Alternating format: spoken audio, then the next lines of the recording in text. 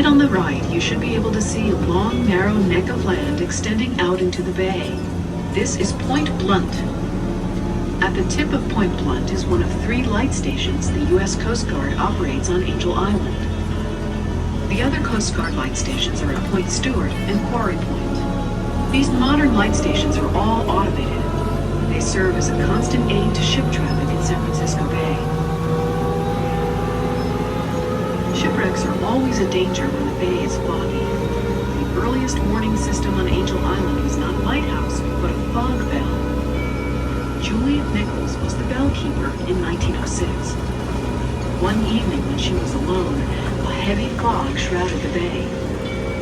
Pamela Pleasant. There were a lot of ships coming in and out of the bay because of reconstruction of the city after the 1906 earthquake, and the bell's mechanism broke. Juliet went out and rang the bell with a hammer for over 20 hours. Without stopping to rest, Juliet Nichols hit the fog bell every 18 seconds until the fog lifted to warn ships away from the island. 2 days later, Nichols stood vigil once again when the mechanism broke a second time. She's considered one of our local heroines. Angel Island's peak is Mount Livermore. It's named in honor of another local heroine. Caroline Livermore was a leader in the campaign to make the island a state park. The summit of Mount Livermore may be reached by either the Sunset Trail or the Northridge Trail. Both trails start a short walk from the dock in Ayala Cove. The Sunset Trail, which is nearest toward the Golden Gate, is the most direct way up the mountain. It's also the steepest. The Northridge Trail takes a longer, more gradual route through meadows that overlook the East Bay and the Tiburon Peninsula. The top of that island, 781 feet above San Francisco Bay, is awesome. It's the perfect height to see San Francisco Bay.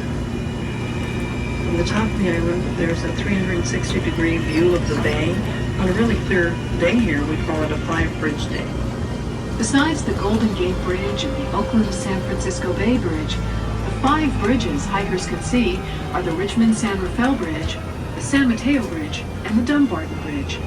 In good weather from the top of the island, you can see as far north as Mount St. Helena at the end of the Napa Valley, east to Mount Diablo, and south to San Jose. It's a wonderful hike up. In the spring, those meadows have wonderful wildflowers. It's a spectacular view because you're close to things. Several of the island's 9 environmental campsites have spectacular views. You can ask for hiking and camping information at the end of the tour.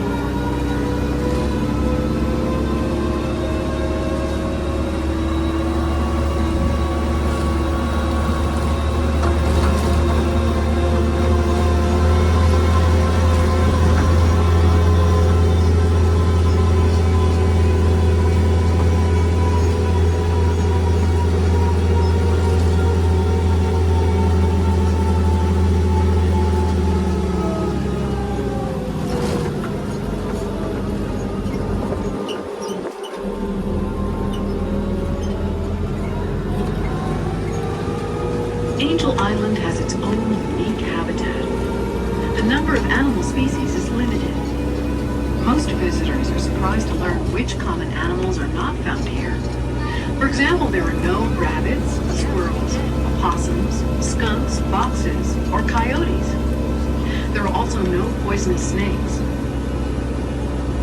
Most animals hide when they hear humans approaching, but animals on the island have adapted to a certain amount of human activity. If you spot any animals today, please don't try to touch or feed them.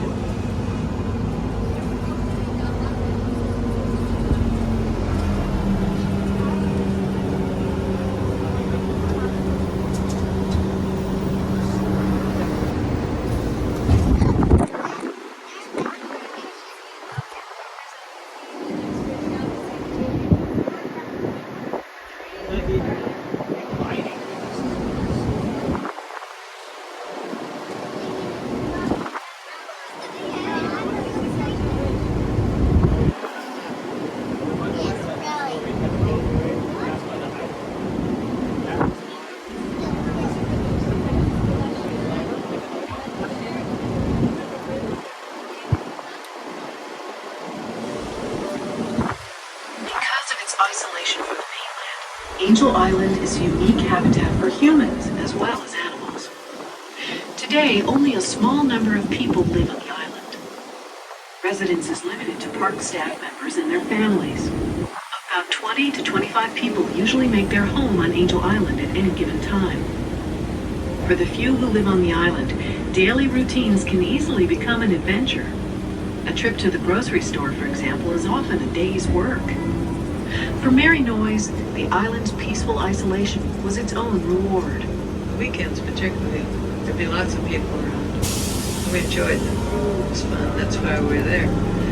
Suddenly, about 6 o'clock at night, we'd turn to each other and we'd say, "Have they all gone home?"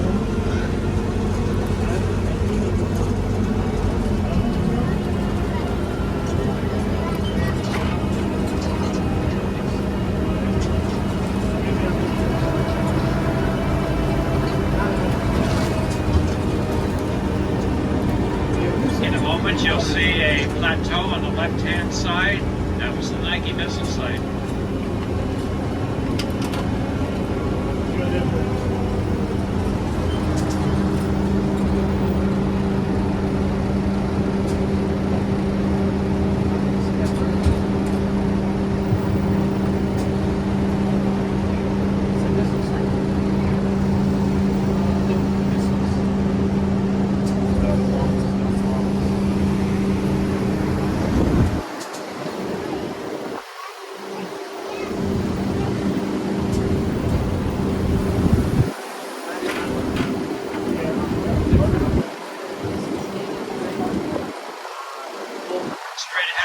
Across the water to the opposite shore is Berkeley. I think you might be able to make out the Campanile, the bell tower at UC Berkeley. It's sticking up out of a green patch about a quarter of the way up the hill.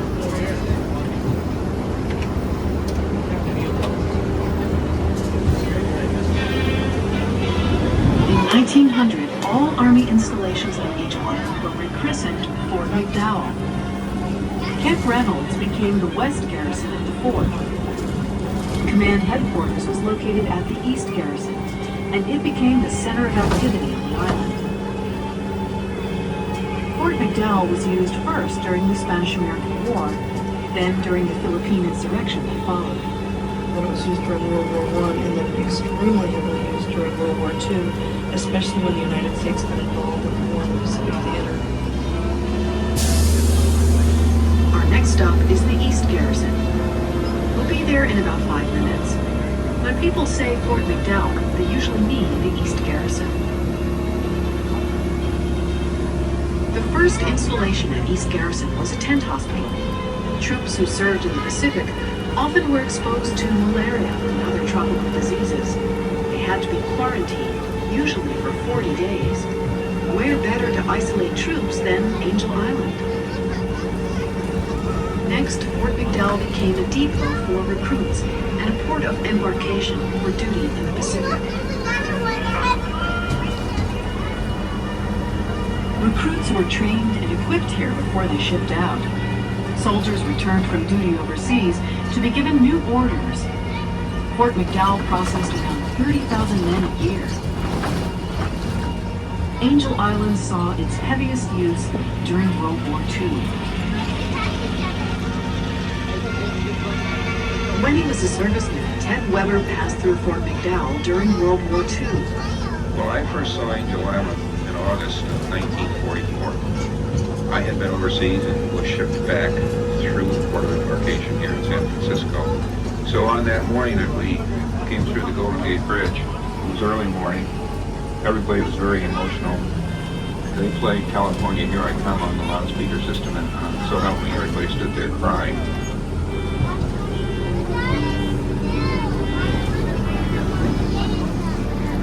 This is the East Garrison of Fort McDowell.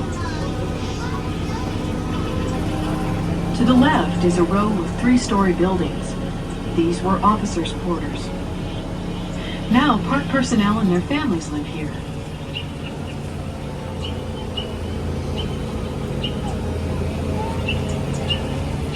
The ball field and picnic area to the right are where the parade ground was. Beyond that is a huge building. This is the barracks where Ted Weber stayed in 1943. I can remember that I had an upper bunk, and from that bunk through the window I had a view of the San Francisco skyline at night, which was kind of romantic. The East Garrison was built shortly after Battery Ledyard. Most of the buildings here date between 1910 and 1912.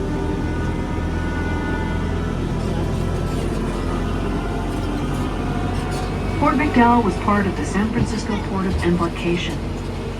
With its mission revival architecture and its magnificent setting, this was a beautiful base.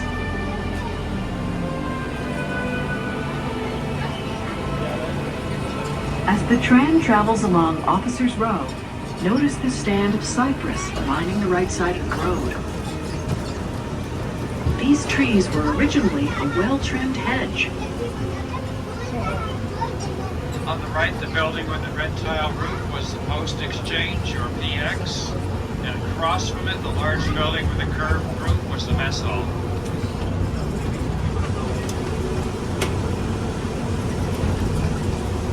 Ahead, at the end of Officers Row, is the Administration Building.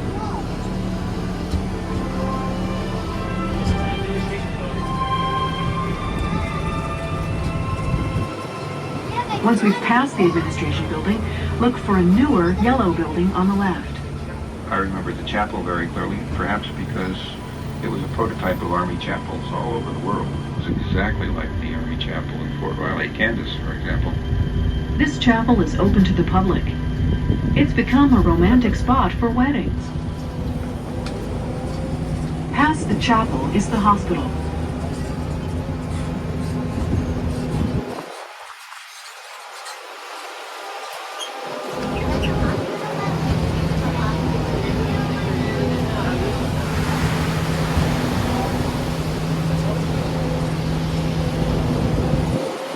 Soldiers were examined here before they shipped out or after they returned from overseas.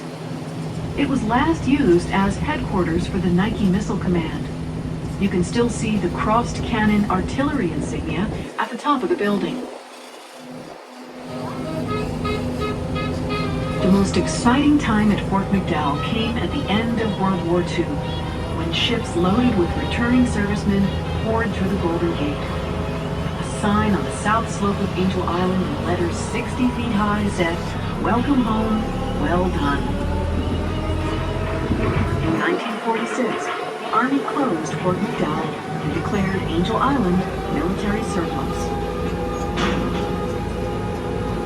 Our next stop is the United States Immigration Service Detention Facility at the North Garrison.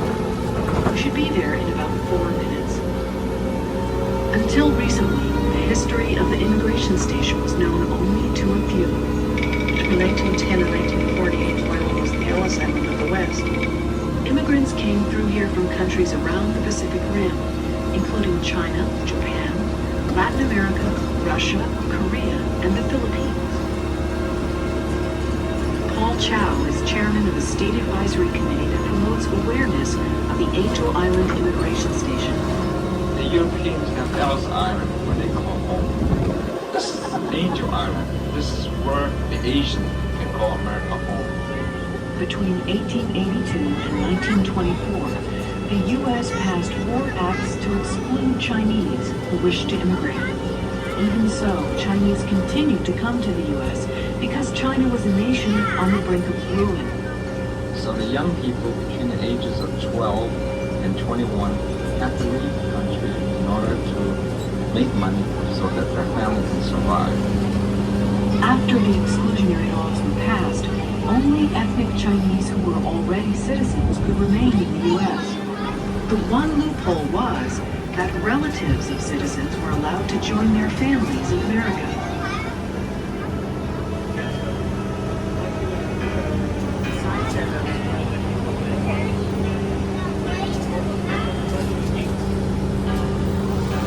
As we turn right, you'll see signs for China Cove and the Angel Island Immigration Station. On the left is an old mule barn. Across the road from it on the right, you'll see foundations for staff houses. My name is Dale Ching. one of the volunteers at the immigration station. Dale Ching came to the United States in 1937. He was detained here on Angel Island. They tell you to put all your luggage to the warehouse, and you still don't know where you're going yet. You just follow the guard, tell you one to the other. If they tell you point the finger, go that way, just go. You wouldn't know what they're talking about. I don't recall any one of us at that time that speak English. Just ahead, notice the tall black monument. It's been moved. This is the gift of Vic Bergeron, founder of the Trader Vic's restaurants. On the front of this monument is a poem in Chinese.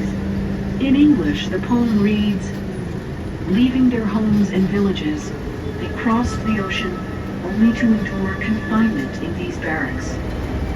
Conquering frontiers and barriers, they pioneered a new life by the Golden Gate." After immigrants were examined at the hospital, guards escorted them to their quarters. At any one time, up to 300 men and 50 women lived here under lock and key. Look up the hill to your left. The long building is the men's barracks where Dale Ching was confined for 3.5 months. Today, the men's barracks building is a museum. During museum hours, volunteers are on duty to answer your questions about the immigration station. Near the water's edge, you can see a bell on a wooden frame. This bell hung at the end of the immigration station pier, which is no longer here. Look at the grassy area to the left of the tram. The huge administration building covered this lawn. It was destroyed by fire in 1940.